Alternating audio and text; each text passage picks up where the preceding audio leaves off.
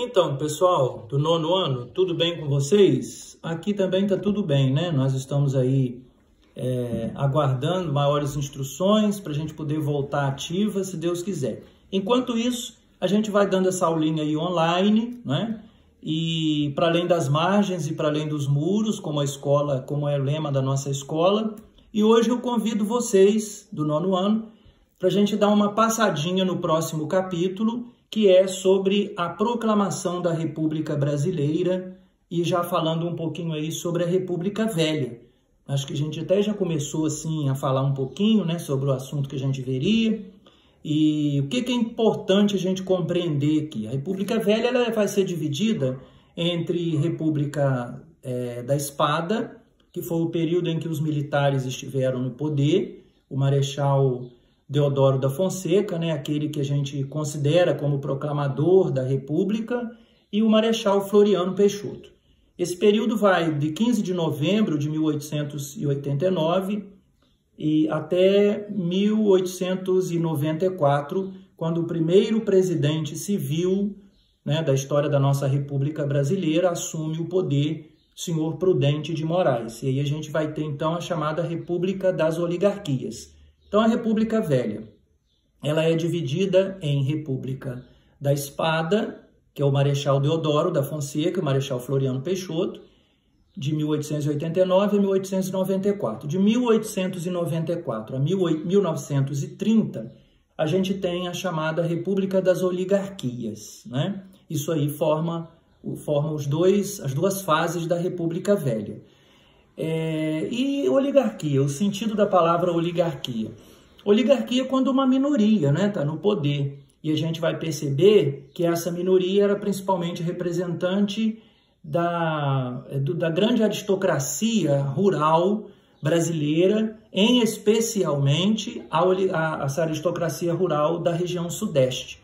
E aí eu estou falando basicamente de grandes produtores de café e criadores de gado, principalmente de São Paulo e de Minas Gerais. Mas para a gente entender aí, né, como que se deu essa proclamação da República, eu convido vocês para a gente dar uma volta, um retorno ao passado.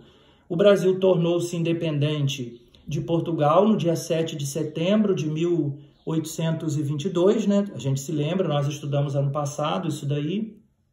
E o Brasil foi governado por uma monarquia. A escolha pela monarquia, vocês certamente se lembram, deve-se ao fato de que havia uma preocupação muito grande dos grandes fazendeiros de perder os escravos. Também havia uma preocupação muito grande dos políticos, que também eram grandes fazendeiros e escravocratas, de também dividir o Brasil. O Brasil já era praticamente desse tamanho, né? Mudou pouca coisa. E 8,5 milhões de quilômetros quadrados de área. Se o Brasil tivesse feito a opção com o processo da independência por uma república, certamente teria se subdividido em 2 ou mais unidades administrativas diferentes. Então, essa preocupação levou-os a escolher a monarquia como sistema de governo, porque ela é mais centralizadora, né? Então, nós vamos ter o governo de Dom Pedro I, que vai de 7 de setembro de 1822 até abril de 1831, quando ele vai abdicar. Esse período até 1840, a gente tem o período regencial. Esse foi o período em que o Brasil foi governado por regentes, né? Regentes eram representantes, no caso de Sua Majestade, o imperador, que não era imperador ainda, o príncipe, né, que estava aguardando a maioridade para ele poder ser coroado e governar o Brasil. E o príncipe, no caso, era Pedro de Alcântara, que vai ser coroado como o imperador Dom Pedro II. Em 1840, um golpe, chamado de golpe da maioridade, acaba antecipando a maioridade de Dom Pedro II, e ele passa a governar o Brasil. Ele vai ser coroado com 14 anos e alguns meses aí. E aí a gente tem, então, o início do que nós conhecemos na história como Segundo Reinado. Por que nós estamos lembrando de tudo isso? Porque a gente vai perceber, né, que a monarquia brasileira ela já começa acabando. É como se os políticos tivessem optado pelo sistema monárquico de governo pela facilidade. Nós já tínhamos um príncipe aqui, que era o príncipe Dom Pedro I. Então, talvez fosse mais fácil, como foi realmente, fazer essa ruptura com Portugal, fazendo a opção também pelo sistema monárquico. Então, seria uma escolha por transição. E aí a gente vai ter um primeiro reinado, que durou pouco, um período regencial, e aí o segundo reinado, que durou quase 50 anos. Como Dom Pedro II começou a governar muito cedo, aos 14 anos, como a gente já falou, o governo de Dom Pedro II foi até 1889, de 1840 a 1889, quando foi, através de um golpe, né, foi dado um golpe e instituído, então, um sistema republicano de governo. O que ajuda a gente a entender essa crise que acontecia na monarquia? A monarquia brasileira, no segundo reinado, né, ele pode ser dividido em 3 fases muito interessantes para a gente entender a proclamação da República. A primeira fase a gente considera como uma fase de conciliações. Dom Pedro II precisava conciliar alguns políticos de lados opostos. E nós tínhamos basicamente 2 grupos políticos. Era o dos conservadores e o grupo dos liberais. Não eram muito diferentes entre si, mas se diziam diferentes. Então, o imperador encontra uma maneira de fazer essa conciliação através de um sistema parlamentarista. Só que um parlamentarismo que a gente diria às avessas, porque o sistema parlamentarista existe a figura do imperador, mas ele não manda, quem manda é o parlamento. No caso do governo brasileiro, era uma figura de fachada o parlamento. Quem dava de fato as cartas era o próprio imperador Dom Pedro II. Isso era uma forma que ele tinha de ir monopolizando, né, o parlamento e conciliando as duas partes, tanto dos liberais quanto dos conservadores. A segunda etapa do governo de Dom Pedro II, eu diria que foi um período assim, de grande crescimento econômico, principalmente gerado pelo café, que foi de 1850 até 1870.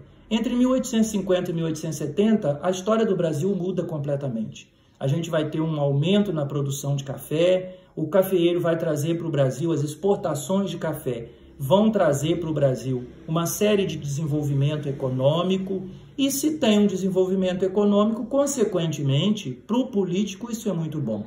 Então, o governo de Dom Pedro II teve um período de ouro, né? O auge do período, marcado entre os anos 50 do século XIX e os anos 70 do século XIX. A gente vai ter um surto industrial, que é a chamada Era Mauá, enfim.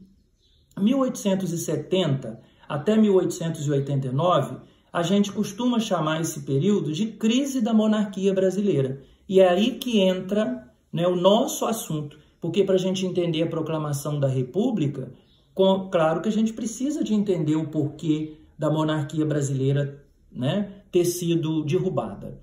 Dom Pedro II, a partir de 1870, ele tem uma série de problemas a serem resolvidos. A gente vai ter a questão da escravidão, né, que já era um assunto discutido. A Inglaterra já vinha batendo nessa tecla há muito tempo, sobre o fim da escravidão. Não era interessante para eles, né, a manutenção da escravidão em lugar nenhum do mundo. Tanto é que, a partir de 1850, a gente vai ter a Lei Eusébio de Queiroz, que proíbe terminantemente o tráfico de escravos para o Brasil.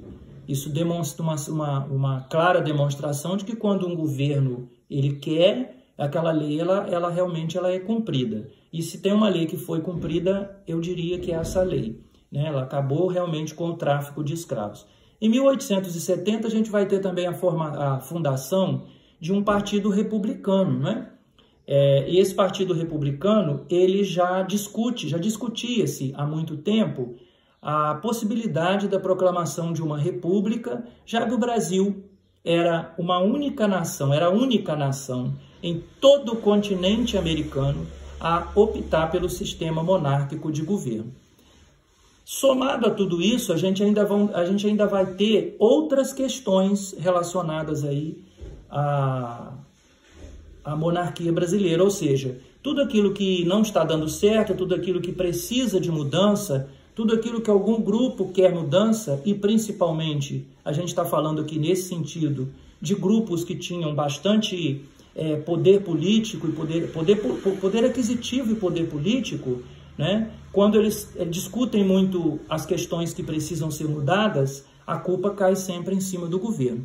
Então a gente tem alguns grupos conservadores no Brasil e que eles têm interesse na manutenção da escravidão. Principalmente, claro, né, os grandes produtores de café. E a gente tem aqueles grupos que lutam pela libertação dos escravos. Então, a figura de Dom Pedro II é uma figura meio que controversa nesse sentido, que apesar de ele ser contra a escravidão, né, ele não podia fazer muita coisa para acabar com a escravidão, porque, afinal de contas, a força política do Império estava nos barões de café. Nós vamos ter também uma outra questão envolvendo a figura de Dom Pedro II, né, o seu governo, que começam a abalar as estruturas do trono, né, derrubar o trono, que foi uma questão relacionada à Guerra do Paraguai. Né? A Guerra do Paraguai terminou em 1870 também, por isso a gente costuma dizer que esse é o período que começa o declínio do Império Brasileiro, né? O governo de Dom Pedro II, e a gente vai ver que o exército ele sai vencedor da Guerra do Paraguai. Mas a gente percebe que ao regressar para o Brasil, as coisas não mudam para o lado dos militares, né? O exército ele não ganha nada com isso. O exército, o Dom Pedro II não dá ao exército brasileiro, e eu estou falando principalmente de alguns nomes de alta patente, aquele merecimento que eles achavam que eles deveriam receber, né? As honrarias que eles deveriam receber. Então a gente vai perceber que o exército meio que vai também ficar na contramão do Império Brasileiro. Veja só, a gente tem aqui a força do Império que vem do exército, das armas, a força do Império que vem do dinheiro, né, que é dos grandes barões de café. Então nós já temos aqui duas situações agravantes que vão abalar aí a estrutura do trono. O exército, né? E a gente vai perceber também aí a questão dos barões de café, que eles não querem o fim da escravidão. Então eles lutam para ir adiando o fim da escravidão. Tanto que a gente vai ver que muitas leis vão sendo